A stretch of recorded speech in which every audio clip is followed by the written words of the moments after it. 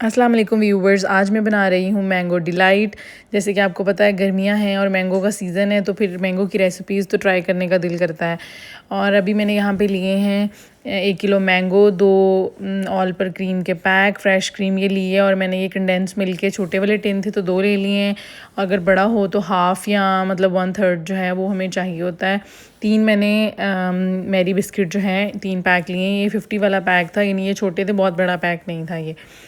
सबसे पहले हम एक पैक जो है मैरी बिस्किट का, इसको ब्लेंडर में डाल के तो ज़्यादा क्रश कर लेंगे ताकि बिल्कुल जैसे इसका हमने चूरा बना लेना है। और ये इस तरह से। और बाकी का जो 2 पैकेट हैं उनको मैं हाथ की मदद से ही तोड़ के क्रश सा कर लूँगी, क्योंकि वो मैंने नीचे वाली लेयर में भी लगाने और लेयरिंग में दूँगी। और जो बिल्कुल पाउडर की फॉर्म में हो गया है उसको हम सबसे ऊपर टॉपिंग में यूज़ करेंगे।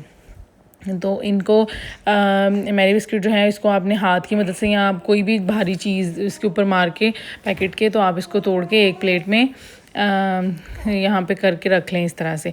और मैंगोज़ जो हैं उनको आपने थोड़े सख्त वाले मैंगो लेने, थोड़े हार्ड, जिनको आप इजीली क्यूब्स में की शक्ल में काट सकें, यानी हमें नरम वाले मैंगोज़ नहीं चाहिए।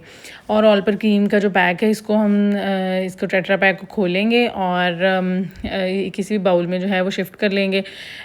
दोनों पैक्स को इसी तरह से मैंने खोल लिया था। और इसके अंदर इसको हम थोड़ा सा ना मिक्स करेंगे अच्छे तरीके से ताकि कोई भी लम्स ना रह जाए।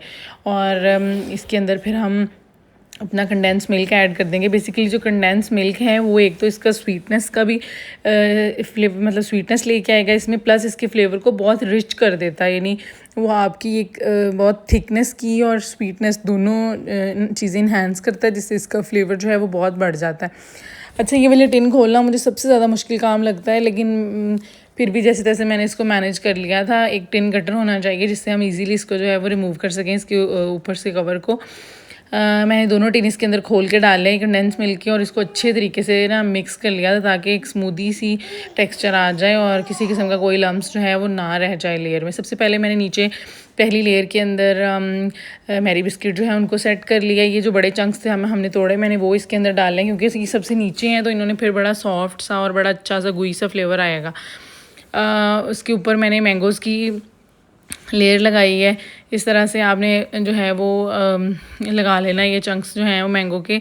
और इसके ऊपर हम बाद में जिस क्रीम के अंदर हमने कंडेंस मिल्क डाला है वही। और सिर्फ 4 इंग्रेडिएंट्स हमें चाहिए इस रेसिपी के लिए। आप देखें कितनी सिंपल, कितनी आसान और कितनी इजी जो है ये, और फटाफट बन जाती है। और ना कोई ओवन को यूज़ कर रहे हैं ना कुछ बेक कर रहे हैं, लेकिन स्टिल इसका फ्लेवर इतना यमी है कि जो कोई भी खाता है वो पूछता है कि भाई ये कितने इंग्रेडिएंट से बनाई है, ये कैसे बनती है, बहुत ही मज़े की है। तो ये इसके ऊपर मैंने वो क्रीम की लेयर लगा दी है। ठीक है, जितना भी आपको लगे, अगर आप ज़्यादा क्रीम डालना चाहते हैं तो आप थोड़ी और ऐड कर सकते हैं अपने हिसाब से। आपने लेयर को जो है वो उसकी थिकनेस को देखना है और सेट करना है। उसके बाद फिर से दोबारा हम अगेन वही रिपीट करेंगे। पहले बिस्किट, उसके बाद हम मैंगो की लेयर लगाएंगे, और उसके बाद फिर से हम ऊपर इसकी क्रीम जो है वो लगाएंगे। यानी आपका बर्तन जितना बड़ा है वो आप उतनी ज़्यादा टाइम्स रेपिटेशन मतलब कर सकते हैं, इन्हीं 3 चीज़ों के साथ लेयरिंग कर सकते हैं। ठीक है, और मैंने यहाँ पे लास्ट जो मेरी लेयर थी इसके अंदर अच्छे तरीके से मैंगो को जो है वो स्पून की हेल्प से मैंने इसको सेट कर लिया है। और आखिरी लेयर में मैंने काफ़ी सारी क्रीम डाली थी इसके ऊपर, क्योंकि क्रीम से ही इसका फ्लेवर रिच आता है और इसी के साथ इसका फ्लेवर जो है वो बहुत ज़्यादा मज़े का आता है। और क्रीम के बाद ऊपर अब गार्निशिंग करते हुए आपकी अपनी मर्ज़ी है, आप चाहें तो ये जो बिस्किट का इस तरह से मैंने पाउडर बनाया है वो डाल सकते हैं। आप चाहें तो दोबारा मैंगो की प्यूरी ऊपर डाल के उसके साथ गार्निशिंग कर सकते हैं, जैसे आपको पसंद है। मुझे ये बहुत मज़े के लगते हैं। क्रीम के साथ जो मैरी बिस्किट का एक कॉम्बो बनता है ना, दैट इज़ सो गुड। कभी आपने अगर मूव्स डिफरेंट खाएं, जैसे लोटस में भी हम खाएं, तो वो जिस तरह का एक फ्लेवर निकल के आता है, ये बिल्कुल कुछ उस टाइप का भी मुझे लगता है क्रीम के साथ जब हम इस तरह बिस्किट का कॉम्बो खाते हैं। तो मैंने पूरा इसके ऊपर जो है वो बिस्किट का पाउडर डाल दिया था, और इसको मैंने रैपिंग शीट लगा के तो चिल्ड होने के लिए रख दिया था फ्रीज़र के अंदर। जितना ज़्यादा आपका डिज़र्ट ये वाला चिल्ड होगा उतना ही खाने में ज़्यादा टेस्टी और मज़ेदार लगेगा।